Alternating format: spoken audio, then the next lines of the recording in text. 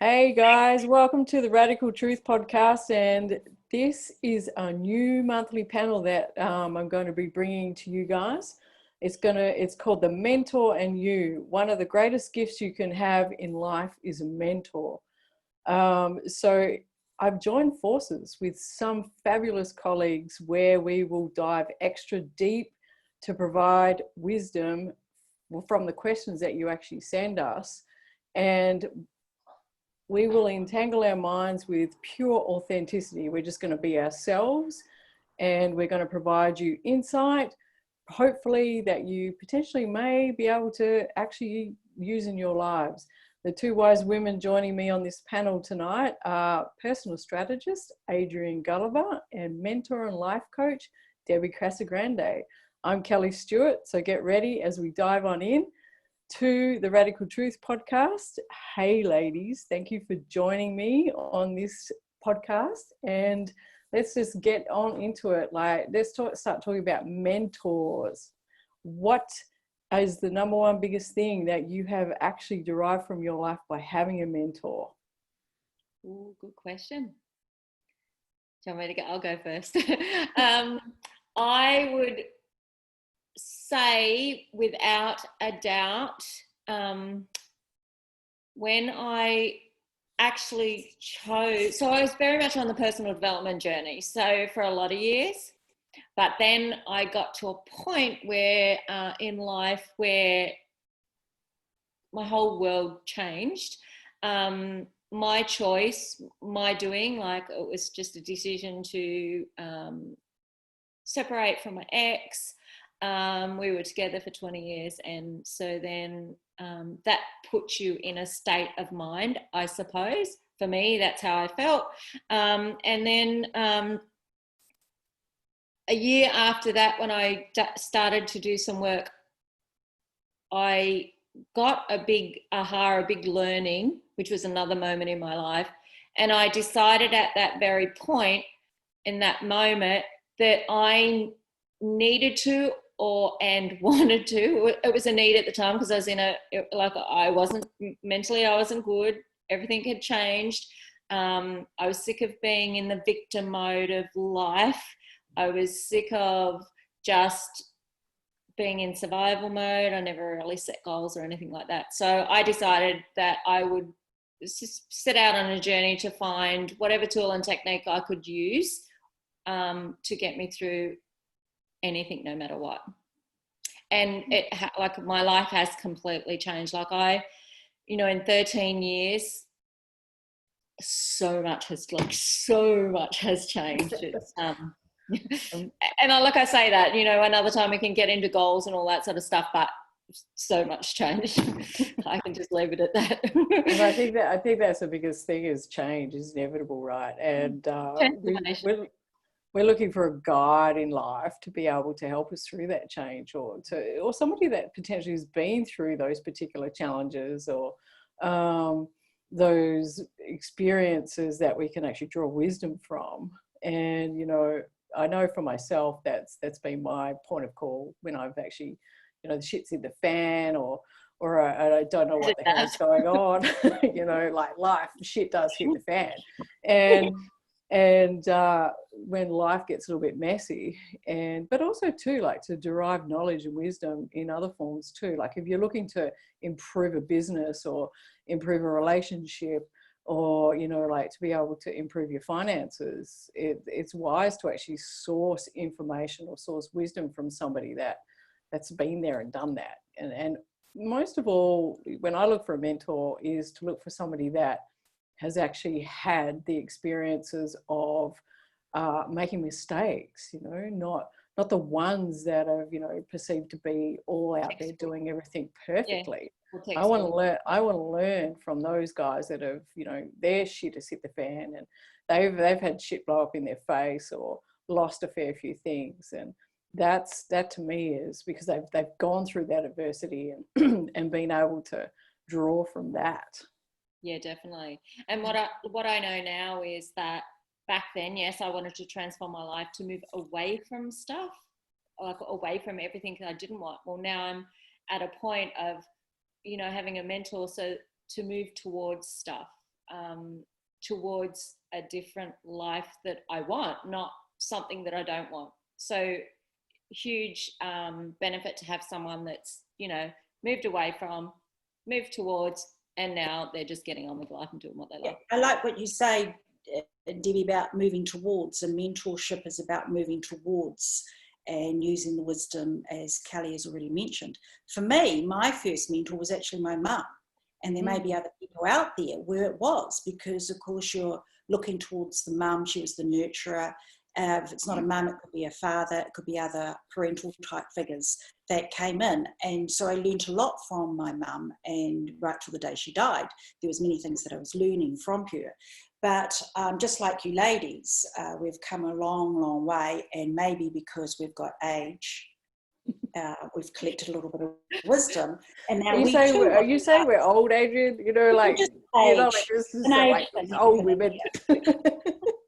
And so now we want to pass on that wisdom that we have also experienced. So the difference I find with the mentorship group that we have, or this team, is that for people out there, is that we can have friends and family members and partners that can mentor us.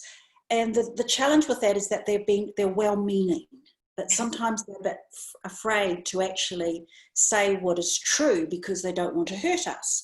We can also have enemies out there that we can look to and know that they are ill-meaning towards us. So make me not necessarily the mentor that you're looking to go towards.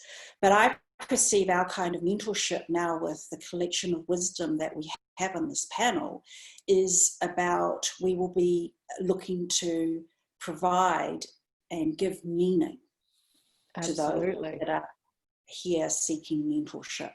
So we've all gone through transitions and growth phases. So for our mentorship program, I perceive it's us to help people to have meaning and give meaning.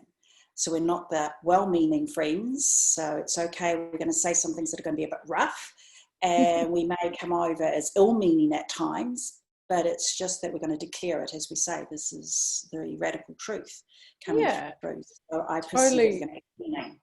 Totally agreed. Like the radical truth is being authentic to our experiences, and it's up to the listener or the viewer to actually discern whether this is actually for you or not. Whatever each one of us may actually say, we're not saying go out and do this or be this. We're also going to potentially look at making your own decisions is very important, and being congruent to what actually fits with your authenticity.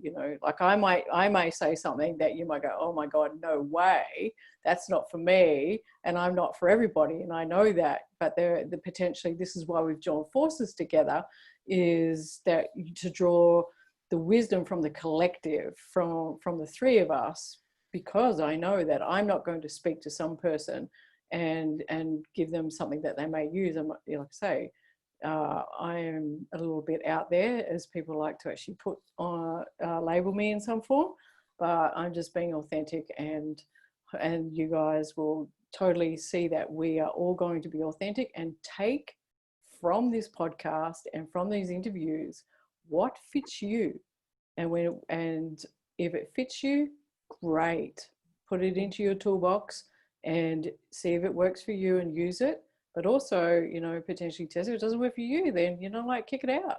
No big deal. I think part of that also is that you may say something, Kellie, Adrienne may say exactly the same thing, and I say exactly the same thing, but coming from a different person, a different energy, different wisdom, and maybe the same thing, but come out tiny little bit different, and someone's going to resonate with that. Someone might resonate with me because I might look like someone and represent someone from their past, or, whatever. So, having the three of us being able to speak in our own way, yes, it's going to hit a chord for some maybe, but maybe they, as you said, Adrienne, maybe that's what they need in this moment. And maybe not be what they want, but it may be what they need. So, and yes, essentially it's up to the listener to do whatever's right with them with it. Beautiful. Totally, totally. And that's an interesting part, you know, like you may hear something that might sort of get your hackles up on the back of your neck, and you'll be thinking, oh my God, you know, but what have I said? That's actually something that you should potentially listen to, because there's a feedback in that for you that is trying to alert you to that something that potentially may work for you, or something you haven't really looked at, or it's a fear that's speaking to you. So, open, listen with open ears and an open mind. And I was going to again, say, how do you close your ears? You know, close mind, maybe open mind. Open mind. I think I've had plenty of people that I'm so like, shit, their ears are closed, you know, like they can't even hear what I'm saying. And I love that maxim too, you know, from the old Hermetic teachings. The lips of wisdom are actually sealed except to the ears of understanding. So some people's ears may be closed because of the level of understanding or level of consciousness where they're at, but that's okay. One of my beautiful mentors from the past, I've been involved in horse training and horsemanship and animal behavior for a lot of years. And one thing that I really relish and hold close to my heart is my mentor, Ray Hunt, said to me, you may not hear what I'm saying today, but in 6 years' time, that little seed will awaken and you'll go, aha, that's what he meant. Yeah, yeah. So some of us are quick learners and some of us are a bit slow. But essentially in that we get it at the right point in time. When it's actually pertinent or it becomes useful to you, the memory returns. Mm-hmm. Yeah, Beautiful. Let's do the questions. Okay, so we asked for a bunch of questions on social, and oh my God, we got absolutely smashed and hammered with these questions. So in that instance, we may not be able to get to every single one of them tonight. Exactly. We will do our best, you know, of what we can potentially answer, but we will, carry it on to another conversation later on down the track. So, Adrienne, you want to start with one of the questions, because there is a lot. There is a lot. Let me just pull it up, Kellie. I just have to find where I've got that. Okay. Okay. Well, how about I read one of the questions and I'll invite the panel to elicit and to give us an answer, or to give us their thoughts about it. We've got a question here from a young man. I'm going to call him a young man. Okay.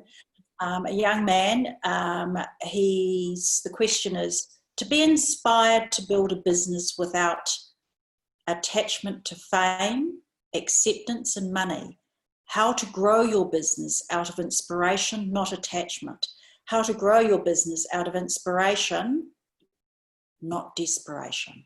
Any of the panel want to grab that concept, question? Great question. It's a few questions within that question, actually.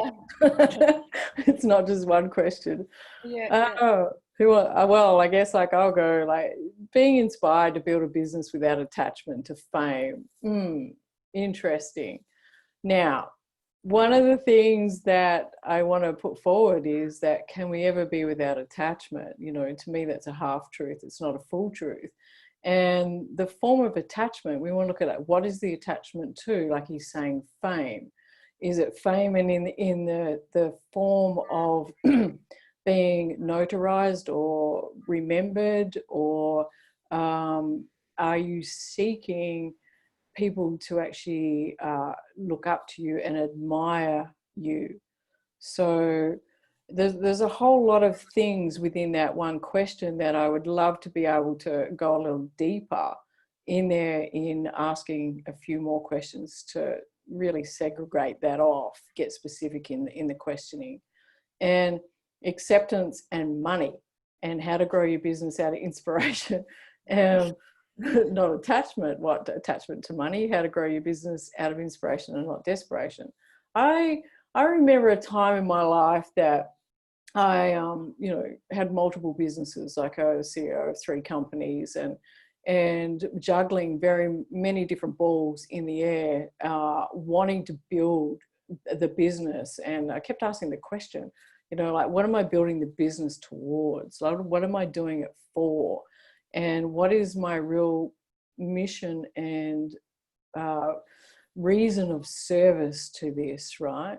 And one of the underlying components that did come up for me was that I was looking for fame. I was seeking acknowledgement from my clients and from the people that I was serving. And so that was actually coming from a lower minded aspect within me. And so that was being driven by emotion. And some people like to call it the ego state. We'll talk to that side of the world of that come from ego. And so it was actually feeding my ego, not feeding my higher mind or my soul. And so in that, it started to actually create a sense of entropy within the business. And I wasn't aware. Can I ask, if you saying that it was coming from the ego mind, so then was that a business that was totally inspirational to you? I didn't have the understanding when I first started out that I was led towards that it was an inspiration, but then it was, in essence, like going really deeper into looking and asking those questions. It was a desperation to be acknowledged, right? So there wasn't the essence of authenticity in there. It was a polarized state of being in the way that I was servicing my clients and the way that I was being in the position that I was within the business. So it started to create the feedback of entropy, which was giving me it was polarizing the desperation state, right? So if we look at that, you really want to look at deep within and asking that particular question, like, why am I in the business? Like, what is the true essence of the purpose of me being here? Just a point there, Kellie. It may have been coming from the id, maybe. And the reason I'm saying this is that the ego is self. We have the super egos, if we're using Freud's work, and then we have the id, which is the driving force. So a lot of people use the word ego, not necessarily in the connotation that it was attributed to with Freud, and they may actually be meaning their super egos or the id. So if something's driven from the id, which is often out of desperation as opposed to inspiration, and the business will then collapse. My answer to this young man is no. It's not possible to grow your business out of inspiration without attachment. So my answer is no to that person's question. It's not possible. Yeah, that's the no. So I would join in and say, following on from the inspiration part of it. And I can speak about this because in the last week, I've been going, okay, I have this big, beautiful business. I also love coaching, but I wasn't driven to get out of bed every day in doing what I do. Like, there's parts of it that I love and I'm inspired by and I'm grateful for, but it was like, come on, like, what's going on? Like, why am I not jumping out of bed and why am I not inspired? So I just really sat and asked myself the question, what would I love to do? Well, how would I love my business to look like? If he's asking this question in the first place, is he totally like, if you know when you're inspired by your business? And also the fame part, where did that come from? Sort of, I wouldn't even think of fame in my business, me personally. So why is that word coming to him? So I'd ask him to go, like, was there a time in your life where you received fame and you didn't like it? So what are you trying to avoid? So there's a component there to go back to. But the inspiring part, like, I just kept asking myself, like, what would I love to do? And by the end of that day, I'd come up with, someone introduced me to a product that I absolutely love. I came up with a new name, you know, and like all this inspiration started flowing. So if we're not coming from that space in the first place, how can we grow it? Like, I know that it's extremely difficult to grow the business from not this inspired space. Something beautiful in that you said, you know, like having creativity when you wake up in the morning and being present to that, right? And being able to be in the creative space is actually very inspirational to be able to drive a business forward. Inspiration, yes. Yeah, because your energy and your vitality then is at a different resonance and vibration. And when you are in that space, then you become more attractive to people. And so it is really taking note and being present to, you know, do I have a sentiment, or am I expressing creativity within in my thought process or my perceptual process to drive my business goals? Probably for me, from a business perspective and building a business, the naivety that is required to help create a business is very important, and I perceive people miss this out. When we are looking to be what we are inspired by, how we are creative, and you start stacking up all the things you're to do, quite often that can create its own roadblocks. So for me personally, to develop my business, I was actually naive. I just went into it, and I wasn't sure of all the roadblocks. I knew I wanted to do it.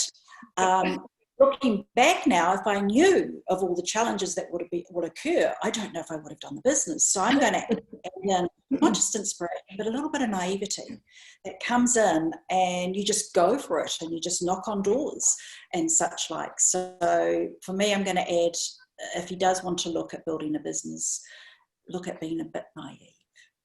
Yeah, and that's the beauty of having mentors too, right? Like we spoke earlier on, is you can potentially find somebody that has gone into a business with naivety and stumbled across those roadblocks, and potentially they can look from the outside in and say, hey, look, you know, there's a bottleneck that you're creating here, or I can see that you're missing this component over here. Potentially you may want to look at that so that we can create, or we can have the continuous flow occurring in your business. Yeah, you know, I'm with you on that one. You know, like I stumbled into business and with naivety, think, oh yeah, I can do this, I can do anything. I need to get bitch slapped by the universe to say, hey, you know, potentially get a mentor and look at these particular things that are not working, right? They're getting so polarized that they are creating bottlenecks for you not to be able to move past. But they are still beautiful things to actually learn along the way, because we cannot avoid those things as well. Do you agree that those things also provide service to you as a learning opportunity? yeah, Definitely massive learning opportunities. So any challenge that you're experiencing is also great to look at as a learning opportunity. oh, absolutely. Any perceived challenge is an opportunity for growth and transformation. And don't let your inspiration turn into the roadblock. Sometimes we can get our own way. So it's basically moving yourself out the way as well. Yeah. And look, do you want to go down that path a little bit? You know, like what are some of the things that we see people actually get in their own way and create the roadblock, like through the sense of self? Well, for me, I know with some of my clients that are, well, actually pretty much all my clients are in business and business for themselves. They may be like solo, you know, entrepreneurs in the sense that they want to build something big. So they're going along, and then all of a sudden it's like, which we're not talking about procrastination at the moment, but there's another question around procrastination, but there might be a moment of, it's like they're putting everything off. So essentially in that instance, you know, their block or what that thing that's stopping them from getting to that next level, there might be all these underlying fears.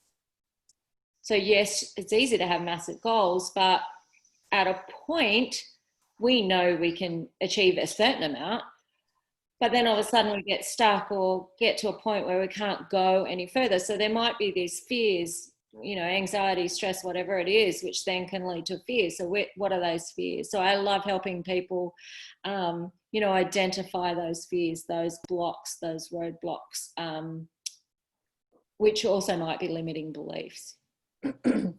You know, I started a medical centre from scratch. I had no business, no, like, you know, naivety. I was like, yeah, I can do this, you know. I didn't even use rocks in my head. But I just got in and like so much naivety. So yeah, I can do it. So I started.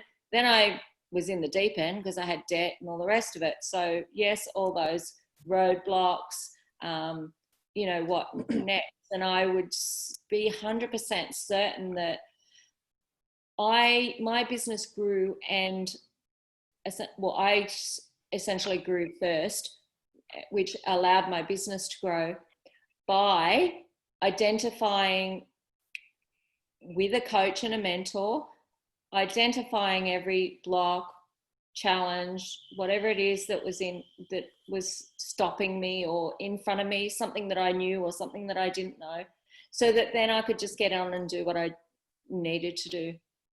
But it took I did at the time use 3 coaches, and basically each coach was for about a year. So 3 full years of coaching, shift a lot of stuff to achieve whatever I did in that period of time. But I wouldn't have been, there's no way I could have done it by myself. I would have been stuck in naivety back. Something that's often, I perceive as missed, we all know we are looking at roadblocks, but I also see with people in business it's the weight of the previous success, the weight of previous businesses. What I mean by that is a previous business that you entangled in. Kellie, CEO of 3 businesses. Debbie, you in charge of and created this medical centre. And it's actually the weight of that and the enormity of that and all the challenges you had with that then tends to allow us to drag our heels when we're creating another business, because we've still got the weight of that previous success or non-success, whichever you want to look at. It's the knowledge that it's going to take a lot of effort can in itself stop us from creating another business. So I add in, it's not just the fears of will I be successful, it's actually dealing with the past challenges of previous businesses. And Kellie, for you, the onus of now creating 1, 2, 3 or 4 businesses and being the CEO, do you perceive that maybe, you don't have to agree with me, that the enormity of that task because of your previous experience is actually adding into the mix and making it a bit more challenging? You don't have to agree with me, but what I'm finding is it's that I also have to deal with when we're working with clients. Yeah, I mean, yes, I've sat in that as a deep question in meditation and self-inquiry about, the question to self was, do I want to? Like, do I want to actually create a business that is of that level or that capacity again, right? And my answer that keeps coming back, like I really tap into letting my soul reveal that to me. And the answer is not in that form, right? Like not in that form. So it has created a new sense of naivety and a new void for me to really dive deep into. And there's a lot of other existential questions that I've actually asked around that too as well, you know. But ultimately, it wouldn't be in the form that I actually did have before. It's now opened up a new void, and it would not be to the degree of that it was in the kind that or the way that it was either, you know, like. So I'm with you. I'm not going there again either. I mean, it's not about not find going other there. ways to conquer the world. It's not about not going there again. I think it's going there in a different form. Yeah, totally. And it, to me, is beautiful because it's opened up a new aspect of, potentiality to be able to really expand in a different way than as opposed to the traditional form. Like in my mind, I was following these traditionalisms of business or entrepreneurism that really the things that didn't work really showed me where the level of consciousness is in business development, and what I didn't know back then, and would I take that I had that in that form? No, like I just wouldn't. I wouldn't do that again in that form. And it's not that I couldn't do it. I choose my choice. My choosing is not to do that again in that form. One of the interesting things, I was having a conversation with a client the other day around relinquishing control, and as a CEO or as a business person or somebody that has a small business and so like you're a one-man band and you've got nobody else to actually do anything in it, is about relinquishing control. And I can see some of the questions that we have here, like I love doing this part, but I have to do the administration part, but like I don't have enough money to actually do that, or I don't have the time, or whatever, those questions that keep coming up. We can say delegate it, but go a little, I find myself going deeper. What is it about that you don't particularly like about doing administration? And if you really go deep, it is relinquishing control. Can they trust somebody else to actually do that in the business? Can you actually turn them loose to be able to take on that role for you, right? And that stems from an essence of fear, because that fear is your attachment to the business or all the other components that's actually attached to what the business entity really means. Because to me, a business is an entity, it's a life on itself. It provides life to other aspects that are in your life. You may have a house, husband, dogs, cats, whatever, cars and all that thing that are reliant on businesses. So there's these a bunch of fears that people are actually fearing the loss of, right? So they're not, the relinquishing of control to delegate to somebody really, to me, is because it's so easy. You just get a VA to come in and do your administration work, and you can, to me, it's not that expensive. And if you do the metrics on it, you can then create, sales to cover that. But really the essence is relinquishing control, fear of that. Also, looking at, Debbie, you go. There you go. Oh, I was just going to say, I was going to bring up the 75%, 25% rule and the 80-20. And I know that the audience aren't aware of the question relating to procrastination around admin and the challenges with doing admin. But the actual question involved the fact that she is 70% there doing her admin and leaves 30%. People perceive that they have to be 100%. You don't. We know that from the economics principle with the 80-20 and then the 75-25, basically that is the 100% when you actually get to that. And I don't think this lady had realised, and I know the audience aren't aware of the question, but the question was related to, as I said, she's challenged with 30% of the admin. She's actually attending to 70%. She's basically there. So people keep assuming that there has to be 100%. So I'm just saying we can bring in the other principles. So Debbie, you were going to, before I rudely interrupt. I was going to add on is that, we put so much pressure on ourselves to be perfect. But compared to what? Like, what if that is her, like, as you just said, that is her 100%. That's what's right for you. There was a question around having so many files open. What if that's right for her? I learnt through a coach, I've had different forms, different types of coaches and different age groups and different male and female and sort of stuff. And, when one would ask me, what is right for you? If I love getting up at 6 o'clock in the morning and working my butt off until 1 o'clock, that might be what's right for me. Why not? Why do I need to be doing a 9 to 5 like somebody else might suggest? What if this lady having all her tabs open, if she's still getting her work done, well, then that's what's right for her.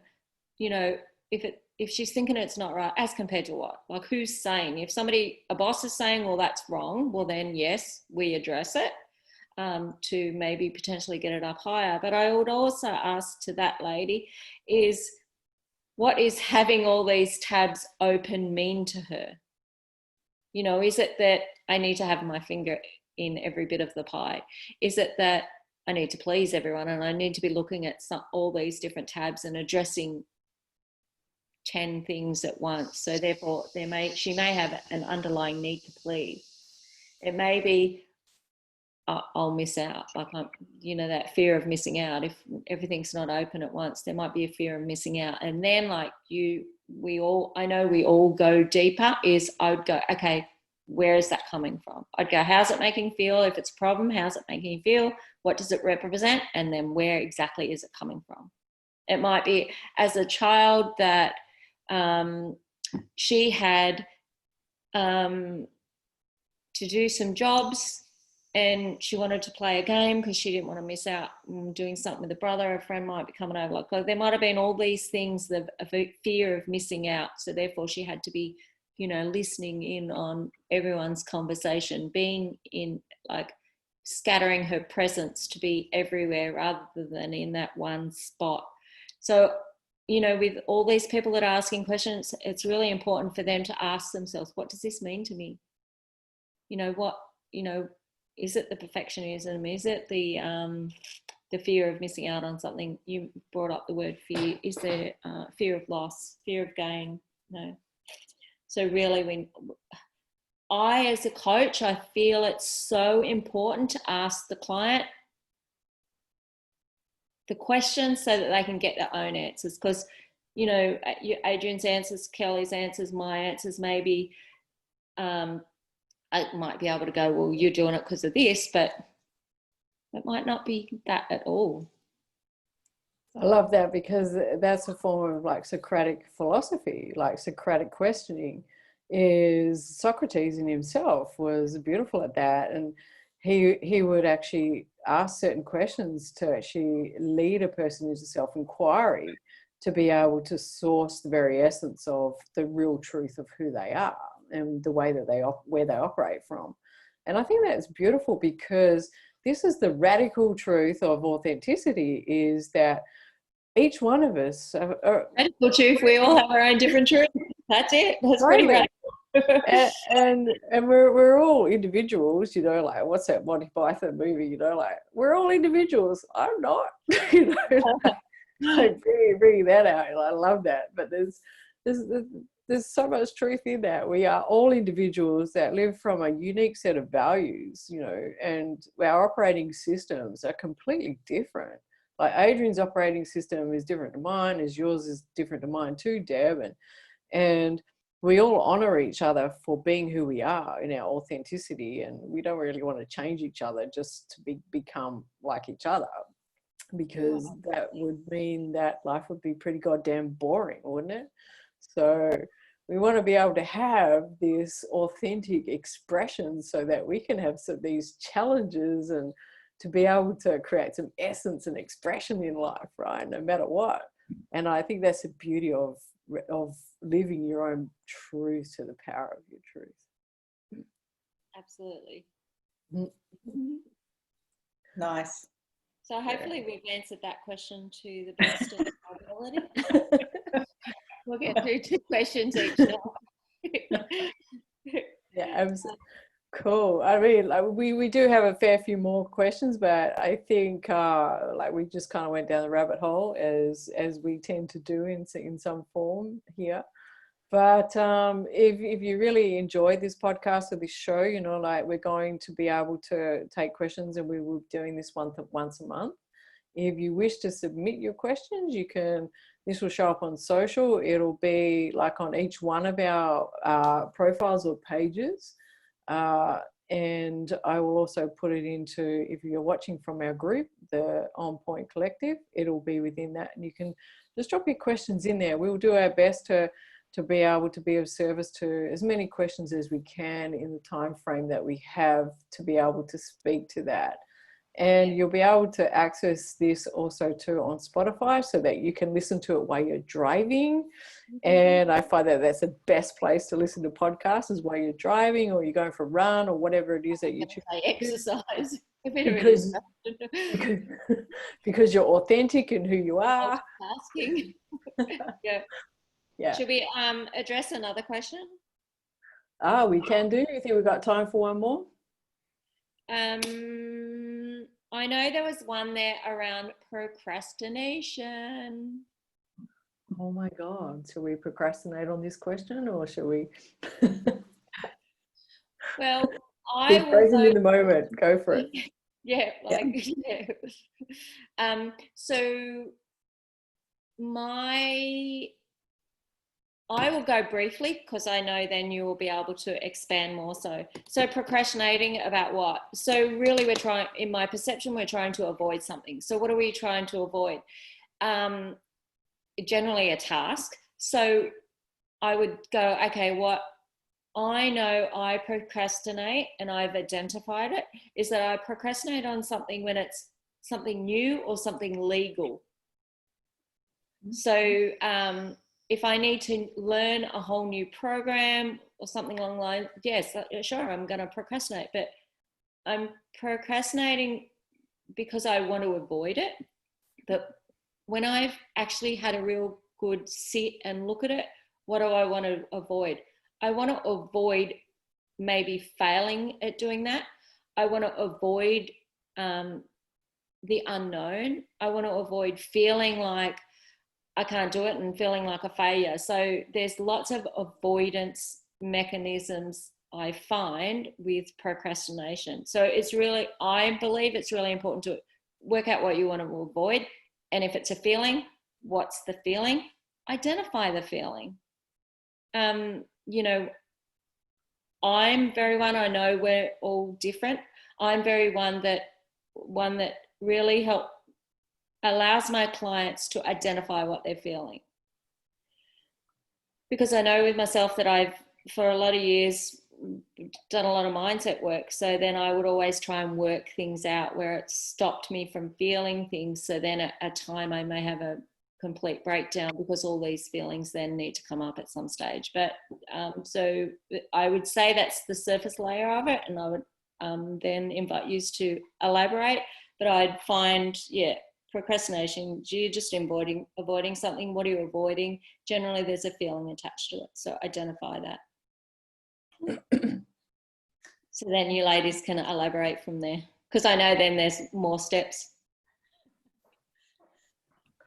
should you choose. Yeah, okay, shall we choose? Okay, procrastination. The question was how to overcome procrastination. So just letting the audience know what we're dealing with. For me, just as a quick answer, I tend to acknowledge procrastination as my time manager. So I'll be procrastinating about a particular task to do. It gets left on the to-do list. It just gets left, or it just sits in my mind. What tends to happen is if it was really important, it tends over time to start making its way up the list, because it becomes more important or more urgent. So my procrastination left it until it became urgent. So for me, it's my time manager. I know that if it's going to be really important, it will then pop up as something to do. The other cool thing, the other sideline thing I find with procrastination, so for me, it's not about overcoming it. It's instead working with the procrastination, because it tells me what actually is going to be important. Sometimes some of those to-do list things that you've got on your task list that you're procrastinating about actually never needed to be done. So sometimes it just ends up that you didn't even need to do it. The other part of procrastination that I really enjoy is you leave things and you leave things and you leave things, and then all of a sudden it's urgent and important. And do you know what? Circumstances change, and all the information you needed to know for that then appears. supportive circumstances then appear. So for me, sometimes with procrastination, I leave it because in the end it shows me how lucky I am, because all of a sudden the task is done a lot quicker. So I know that's kind of odd things, but we do radical truths here. So for me, I tend to not even worry about procrastination. I just allow it to surface, and whatever was urgent will actually come up and I will actually attend to it. So that's me on procrastination. So essentially labeling it really as I was procrastination, you're not even giving it a label really, which is such a good thing. No, it's just no. You know, I'm sitting here and I'm procrastinating about what story I'm going to share, right? and I'm contemplating the question, like, why do I want to share that story? You know, why am I procrastinating on that? Like, what's the potentiality of what that's going to bring? What am I avoiding? And what am I avoiding the feeling of and the judgment of from potentially like outside world or the people's perceptions of which story I might share? So there's a whole bunch of procrastination that's going on. And then I just sat myself in it. I'm sitting in it going, isn't that interesting? How curious is that? You know, like, what's the feeling that I'm trying to avoid? You know, like, where is that? And then I'm like, I have so many stories in my head to actually share about experience of procrastination. So anyway, coming back to, I love the fact, Deb, that you said avoiding feeling, you know, in procrastination. I had a memory that I will share.